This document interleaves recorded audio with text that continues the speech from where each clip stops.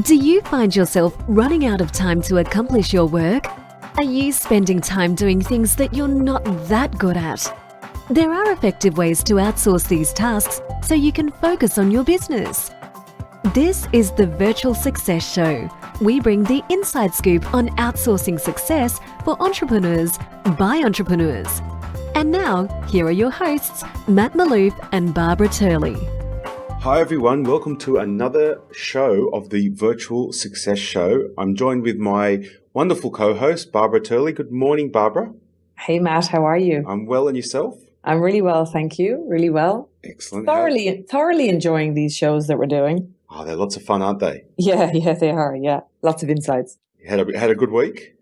Yes, a bit of a crazy week for me. I'm mentoring new staff members and I'm actually putting some of our key people into more leadership positions at the moment. So there's obviously that transition from, me directing them to them directing me, which is very interesting to do actually. So I've been enjoying it, but it takes time. Excellent. It takes time. Excellent. Yeah. Well, I'm really excited about today's show.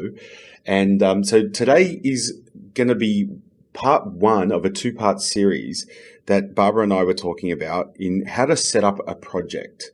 And so as we were discussing just before the recording, we were saying that there's probably two distinct learnings here. One is around setting up sort of like a day-to-day task or a smaller kind of task or project.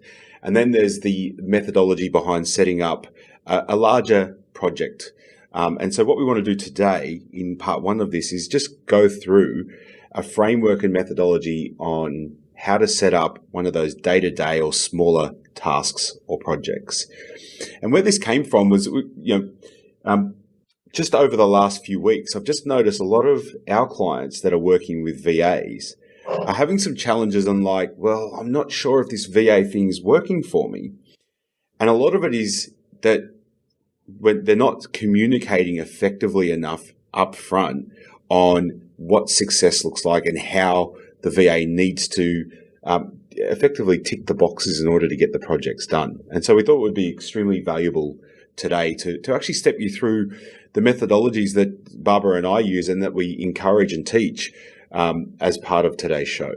Yeah, and I think, Matt, I see that a lot with our clients too. And it's something that is sometimes to get the simple things right. With hiring VAs, we often talk about the more complex things of how to get success with teams and various things. But the actual getting the simple bits right in the beginning, like what we're going to talk about today, can actually make or break your experience with a VA. And all the other stuff then can augment that experience later. But if you get this stuff right in the beginning, it just makes all the difference. It does. And I think it was a Winston Churchill quote, which says, if I had 8 hours to cut down a tree, I'd spend 7 hours sharpening my axe. And I really just want everyone to understand that that's really, it's the sharpening of the axe piece that's critical for today. So let's what Barbara and I did just before, in preparing for today's show is we came up with some steps. And we're going to take you through these steps, and also I'm going to take you through an example of how these in a real life example and how it works. And so the steps for success in setting up a project. The first step that we both agreed was vitally important is you have to get clear in your head what the task or project is and what success looks like. And one of the ways I do this is I'm very kinesthetic. I'm always writing or drawing and mind mapping. What I'll do is I'll often get up onto the whiteboard and I'll get out of my head onto the whiteboard what I actually need the VA to do. And then I'll actually just create a little audio recording using voice recorder or Dropbox. And then I'll actually take a photo of the whiteboard with the audio and I'll send it through to the VA. And that will often be how I communicate the initial parts of the project to them. I love that idea. You know what I find interesting about that step actually, Matt, as well, is that often, and I've done this as well, often I find what people do is they don't do this as the first step. The first step they do is they get on a call with their VA and say, hey, this is what I want to do. Rather than first doing what you've suggested there, make sure that you're clear in your own head, first of all, what you're trying to achieve and the steps that need to be involved to get there. Because often when I do that, I find I'm actually not clear myself. I thought I was in my head, but when I try and map it out, I think, oh, I didn't think of that bit. And there's all these little pieces of the puzzle that you hadn't thought about. And that causes terrible problems later then when you just throw the task at a VA and expect them to figure that out. Absolutely. And just listeners, I want you to keep in mind, it's not about spoon feeding your people. What you need to do is set them up for success. So if they can understand how you're thinking and what you're looking for in this project, you're going to set them up for greater success. And it'll help with speed of execution as well. Absolutely. Yeah, absolutely. Now, Matt, with the audio, I think if people are comfortable doing video, grabbing it now, because I know I'm comfortable with video. So for me, I was thinking, a whiteboard and whip my iPhone out and do a quick video where I'm actually pointing at the steps and it's kind of connecting the thing together. If anyone's keen to do video instead, I think that would work very well as well for a VA to visually see how you're going through the steps, and your body language and all that sort of thing along the way. Absolutely. And another tool that I've used as well is where I might use Jing or Camtasia to do a quick little screen video as well. So that could work as well. Great. So the next step obviously is to send this to the VA, and you need to send it to them with a deadline or a deadline for them to set the task up in Asana or whatever project management tool you're using. And so what you want them to then do is take that audio, that video, and set up the project in Asana. And because obviously you've gone through it step by step. And so what you want them to do is, when they've completed that part, is to notify you that the project has been set up in Asana and it's ready for you to review. Now, I think this is vitally important. Then step number 4 in this is for you to then review the project in Asana. Look at the steps that your VA has included and ask yourself, is that how I set this project up? Is there anything missing? Does this make logical sense? Is this going to get them to the outcome that we desire? Yeah, I agree. I think as well, one thing you said there that I'd like to highlight, you said to send this to your VA and then set a deadline for when it needs to be set up in the project management system. So we're not even talking deadline yet on when the project is to be complete. We're talking about this needs to get in. The VA needs to organize this project in our project management system and get all this information in there so that I can have a quick review, just, an oversight thing. Again, we're not saying that you need to go in and micromanage everything your VA is doing, but you do have to have a level of oversight so that you feel comfortable. I just jump in and have a quick look and go, yeah, great, let's go. We're ready to go. And so I think there's 2 parts to that too. So if you jump in and you look and it's exactly, the recipe for success is there for them to achieve this process, this project, then you sign off. Good to go. Let's go. If it's not, if something's missing, my thought at this point is jumping on a quick call with your VA can really speed things along. I've tried in the past doing additional audios and videos and the like, but often it can be a 3 to 5 minute conversation that will just fill the gaps in. And it will, the video at this point is too time consuming. I think it's just get on a call. I mean, of course, there is the question of if there's just steps that were very obvious missed. Well, that's a whole different issue and conversation for another show with your VA. But, there may just have been some confusions or something in what you said or whatever, and you can sort that out very quickly on a call. Yeah, or you've forgot a step that you do unconsciously without even thinking. And that's what you've got to remember. There's a lot of these steps that are just habit for you that aren't habit for your VA yet. And so you've really got to step through and really just, it's getting into the step by step of this. So once sign off has occurred, then there needs to be a clear deadline for the project, together with then milestone dates for check-in. So keeping in mind for this example today, we're talking about a shorter project. And so, it could be something that you're setting up that needs to be done by tomorrow, in which case there might be, an end of the day kind of check in, just to let you know where things are at and that they're on track.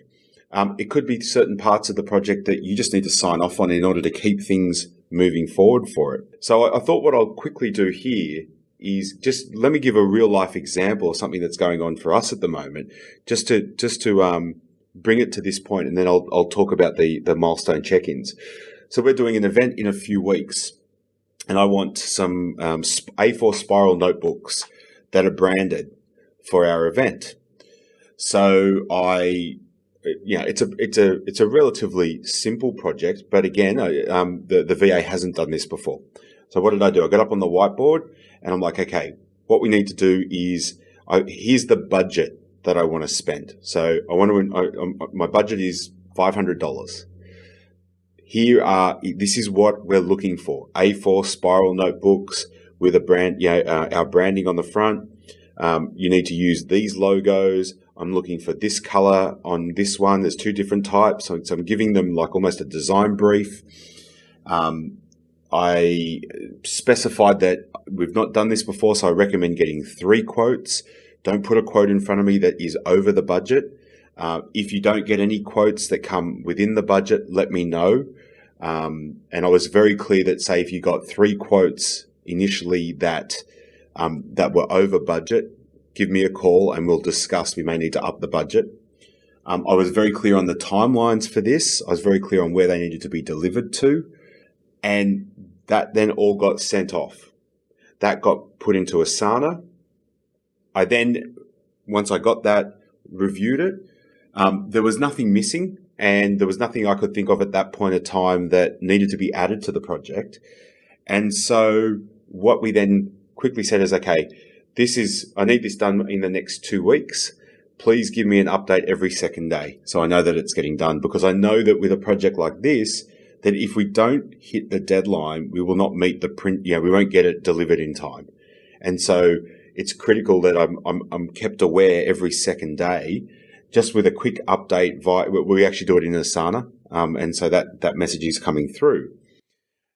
And that project has now been completed. We had to increase the budget because on what we wanted, we couldn't find a supplier that could get it to us in the time frame. So we've actually got a supplier that's going to do it for us moving forward with a longer lead time.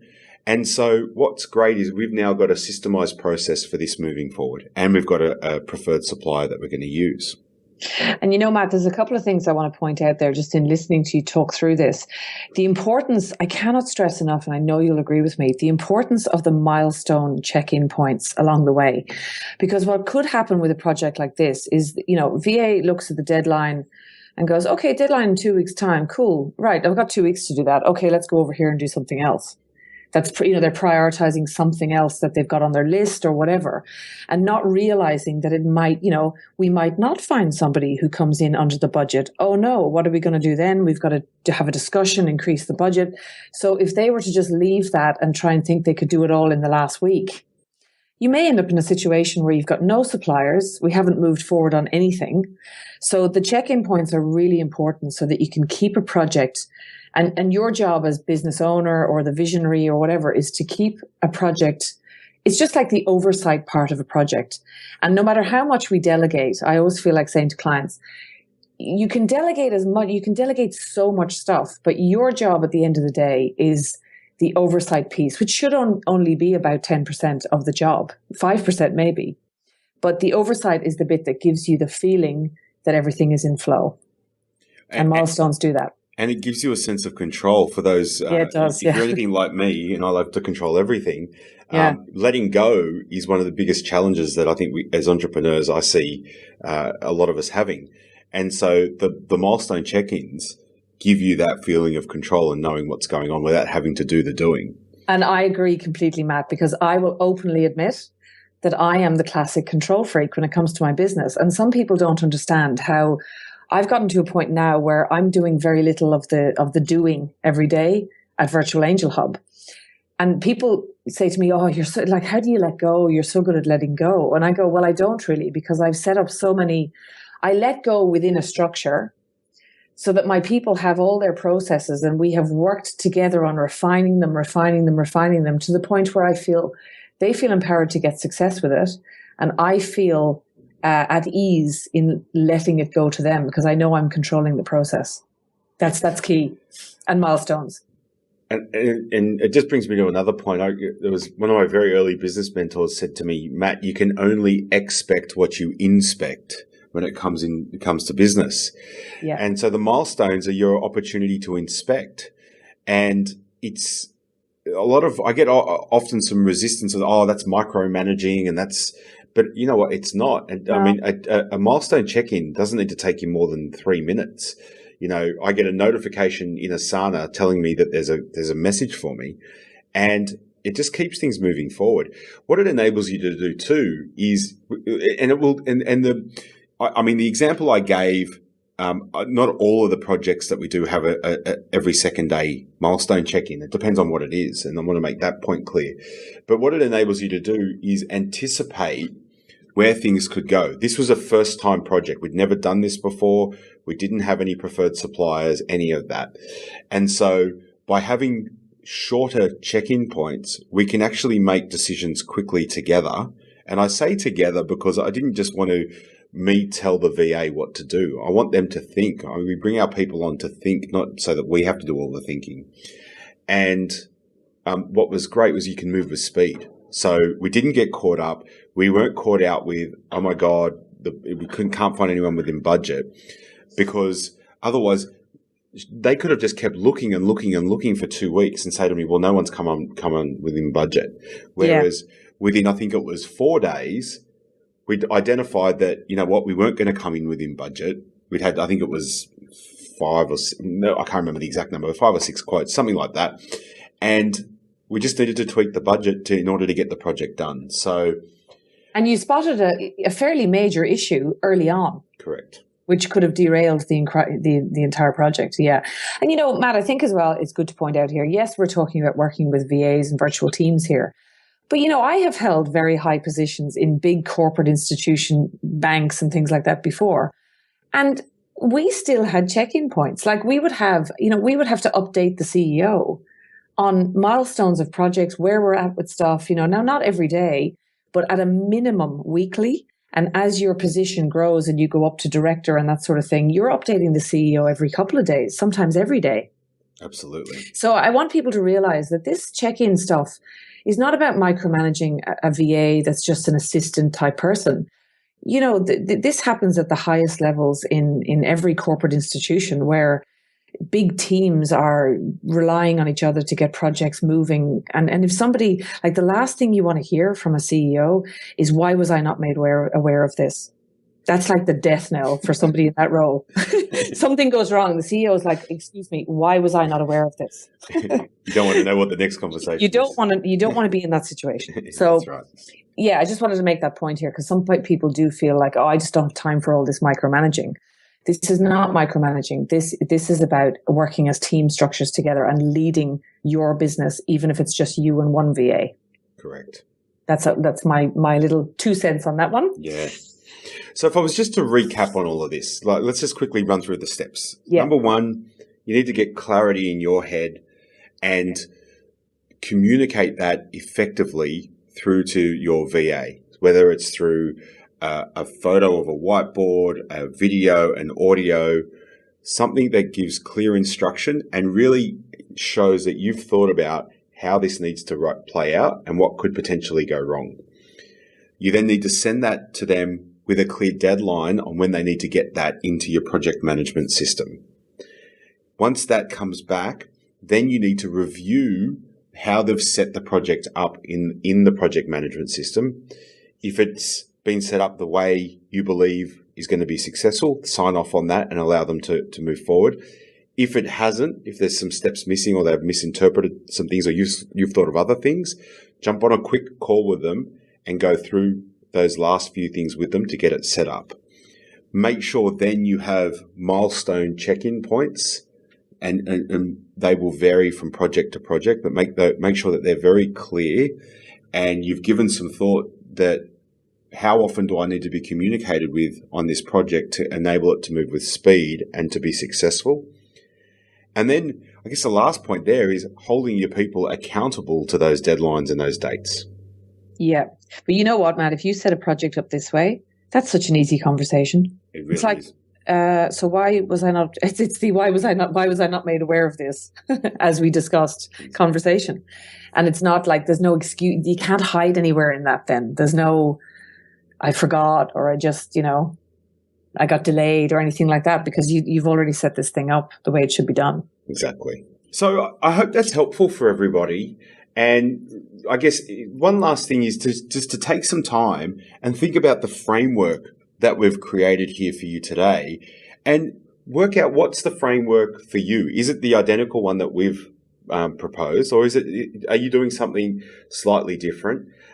If you're doing something that works that's slightly different, I'd love for you to be able to share that below or in our Virtual Success Show Facebook group. That would be fantastic. And as always, we ask, if this is helpful, please share this with those in your community, because we're really dedicated to helping entrepreneurs all around the world succeed with their virtual teams. And it is a tricky thing. As you and I both know, Matt, we have seen a lot of people fail with it. So it's not as easy as people think when you don't know how. But when you do know how and you apply these things, it is so useful. And it can be explosively successful for your business. So we're imparting this every couple of weeks on the podcast. So we'll put the steps in the show notes as well. So just a step-by-step framework, you'll see that below the show. So you can just take that if it works for you. And yeah, I'd love to hear from you if you've got some other suggestions about what you're doing that's getting success. And until next time, Barbara, have a wonderful week. You too, Matt. And we'll join you all shortly on Virtual Success. Thanks. Bye. Bye. Thank you for listening to the Virtual Success Show. If you found this show helpful, take a moment to share it with a friend so that we can all grow together. Find out more about the inside scoop on outsourcing success by going to our website, virtualsuccessshow.com. Until next time, thanks for listening.